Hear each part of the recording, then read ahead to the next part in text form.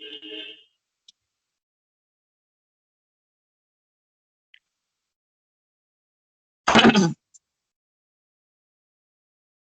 very warm welcome, everyone, to our 19th meet. So, today Orkoda is not present with us due to some urgent work. So, me and Shayon will be conducting this program today. So, our schedule goes like this. First, we'll start with a Vedic chanting as usual, and then I will read from Life of Ma as usual, and then Shayon Dasgupta will read from Raja Yoga, and gradually we'll move on to Siddharth, and he'll read from Bhagavad Gita, and Ashish will read from Swami Vivekananda quotes, and then we'll move on to Mayuk. He will read from Swami Rangathananda ji's book. So let's begin with the Vedic chanting.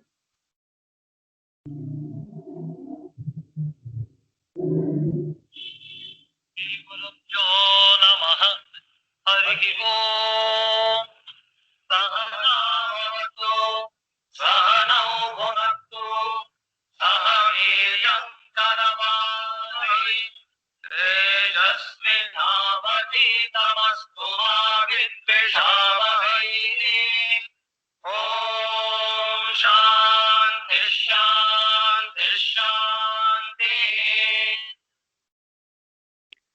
So the English translation goes like this: Om, may we all be protected. May we all be nourished. May we work together with May our intellect be sharpened. May our study be effective. Let there be no animosity amongst us. Om, peace in me, peace in nature, peace in divine forces. So I will continue from Ma's life.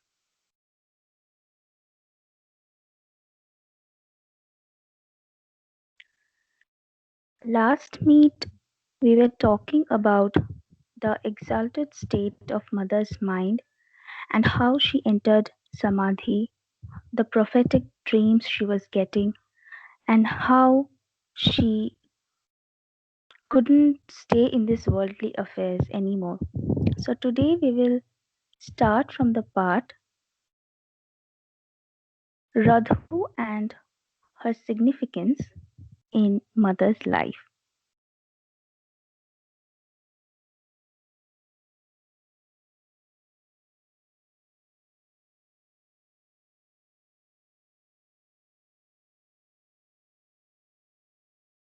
The force that diverted her mind to the world was the entry of Radhu or Radhi, a niece of hers, into her life.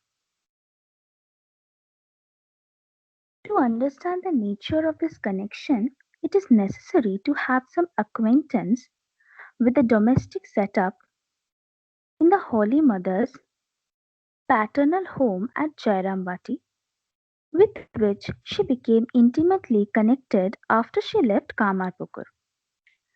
That family consisted of her mother Shyamashundari Devi and her four sons Prasanna Kumar, Bharada Prasad, Kali Kumar, and Abhay Charan, who were all called uncles, that is mamas, by the devotees.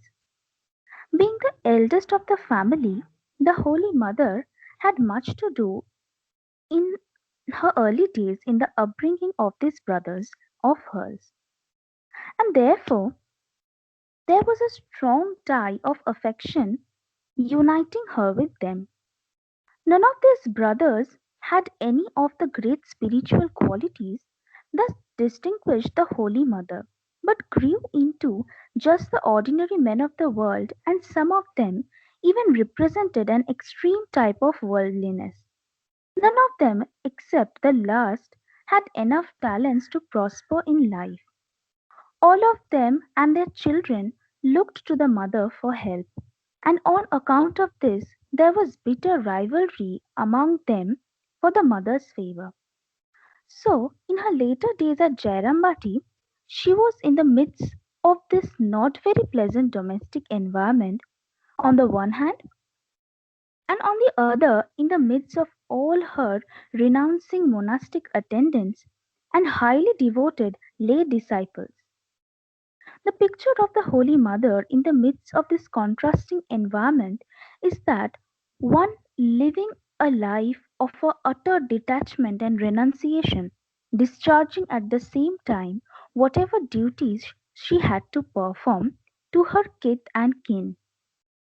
Among her brothers, the youngest Abhaycharan was the most talented, but in the end he became the cause of devolution of heavy responsibilities on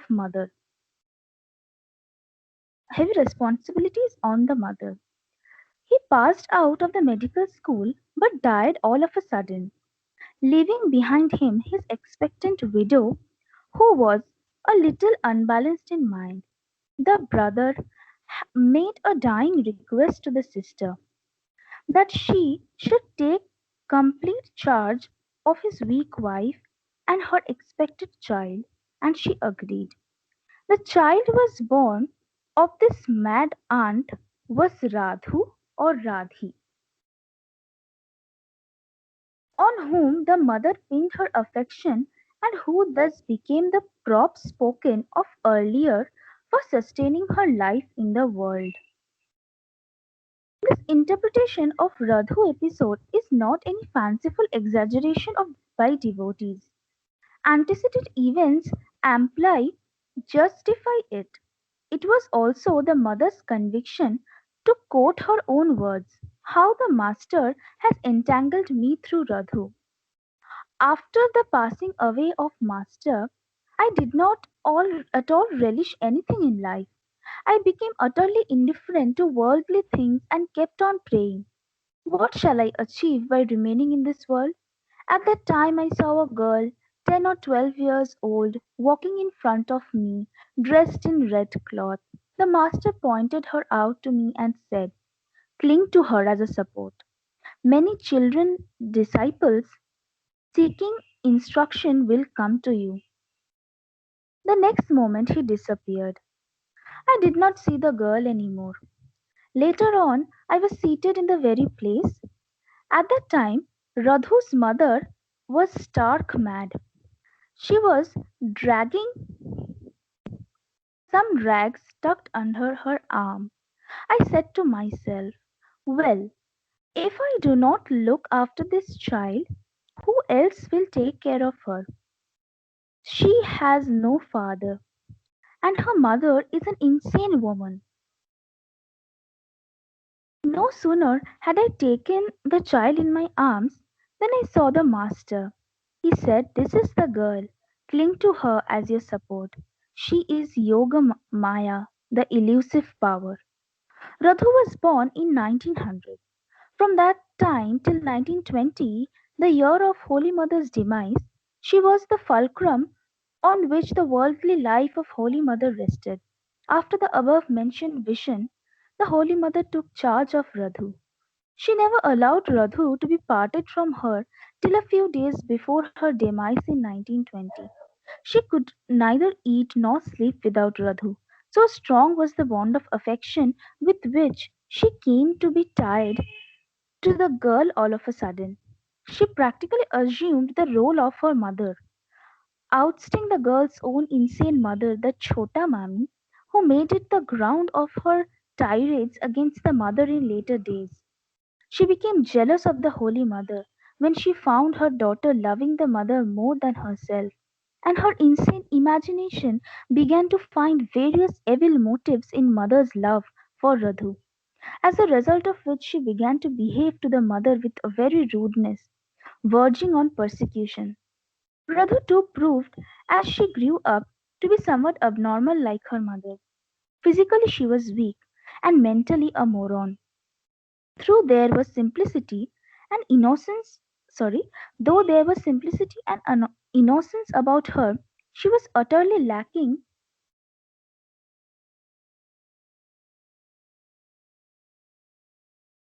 she was utterly lacking in understanding and discrimination. The mother her husband arranged for her marriage in 1911, but even after that, she and her husband continued to be with the mother. Her first confinement was a period of great anxiety for the mother, as the girl was practically insane before and after the event. So I end here, and sorry for the background noises. So next day we will start from the mother in domestic and devotional setting. So move. I will request Shayon to read from Raja Yoga. Uh, Thank you, Isita, for that wonderful reading. Uh, Thank so, today I will going to read the introductory part of the Raja Yoga. Last day, I read how Raja Yoga, what led to the rise of Raja Yoga, what is the origin, and what is the significance of Raja Yoga in our life. So, today I will start the introductory part.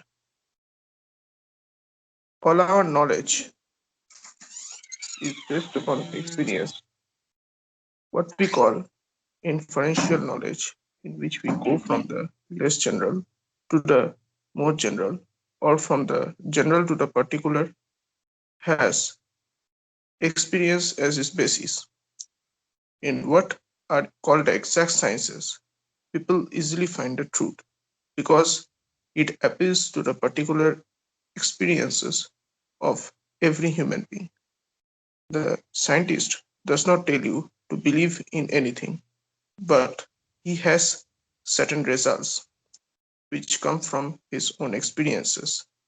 And reasoning on these experiences, when he asks us to believe in his conclusion, he appeals to some universal experience of humanity. In every exact science, there is a universal basis which is common to all humanity, so that we can at once see the truth or the fallacy of the conclusions drawn therefrom. Now, the question is, has religion any such basis or not? I shall have to answer the question both in the affirmative and in the negative. Religion, as it is generally taught all over the world, is said to be based upon faith and belief, and in most cases consists only of different sets of theories. And that is the reason why we find all these various religions quarreling with each other. These theories again are based upon belief. One man says there is a great being sitting above the clouds and governing the whole universe, and he asked me to believe that solely on the authority of his assertion. In the same way, I may have my own ideas, which I am asking others to believe, and if they ask a reason, I cannot supply them with any. That is why this is why religion and metaphysical philosophy have a bad name nowadays. Every educated man seems to say, oh, these religions are only bundle of theories without any standard to judge them by, each man preaching his own pet ideas. At the same time, I must tell you that there is a basis of universal belief in religion governing all these different theories and all the varying ideas of different sects of men in different countries. Going to the basis of them, we find that they also are based upon universal experiences. In the first place, I will ask you to analyze all the various religions of the world. You will find that these are divided into two classes, those with a book and those without a book. Those with a book are the strongest and have the largest number of followers. Those without ones have mostly died out, and a few new ones have very small followings.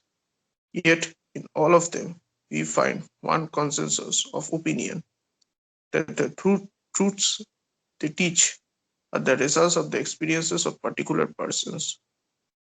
The Christians ask you to believe in his religion, to believe in Christ, and to believe in him as the incarnation of God, to believe in a God, in a soul, and in a better state of the soul. I ask him for reasons. He says, no, it is my belief. But if you go to the fountainhead of Christianity, you will find that it is based upon experience. Chris said he saw God. The disciples said they felt God, and so forth. Similarly, in Buddhism, it is Buddha's experience. He experienced certain truths, saw them, came in contact with them, and preached them to the world. So with the Hindus. In their books, the writers who are called rishis or sages declare they have experienced certain truths, and these they preach. Thus, it is clear that all the religions of the world have been built upon that one universal and adamantine foundation of all our knowledge, direct experience. The teachers all saw God, they all saw their own souls, they saw their eternity, they saw their future, and what they saw, they preached. Only there is the difference that in most of these religions, especially in modern times, a peculiar claim is put before us, and a claim is that these experiences are impossible at the present day. They were only possible with a few men who were the first founders of the religions. They subsequently bore their names. At the present time, these experiences have become obsolete, and therefore, we have now to take religion on belief. This I entirely deny. If there has been one case of experience in this world in any particular branch of knowledge, it absolutely follows that this experience has been possible millions of times before and will be repeated eternally. Uniformity is the rigorous law of nature. What once happened can happen always. So I stop for now. I will continue with the rest of the introductory part next day. Thank you, Shayan. Such a beautiful explanation, such beautiful way he said, he read, and also the way it is written just touched hearts. So thank you, and we'll be waiting to listen from the Raja Yoga from you in the coming meets again. So next we move on to Siddharth, and he will be reading from the Bhagavad Gita.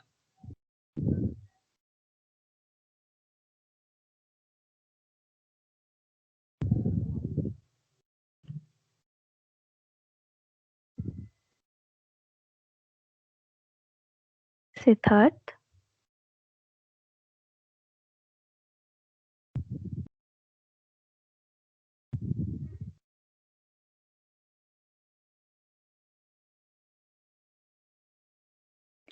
Okay, somehow he didn't join. Then we will move on to Ashish. Ashish, are you here?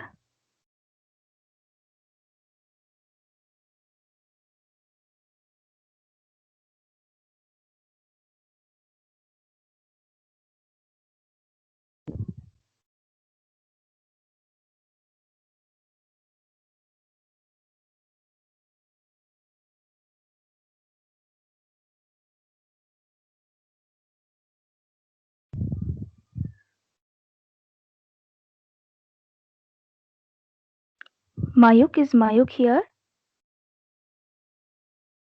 Okay, so maybe they didn't join.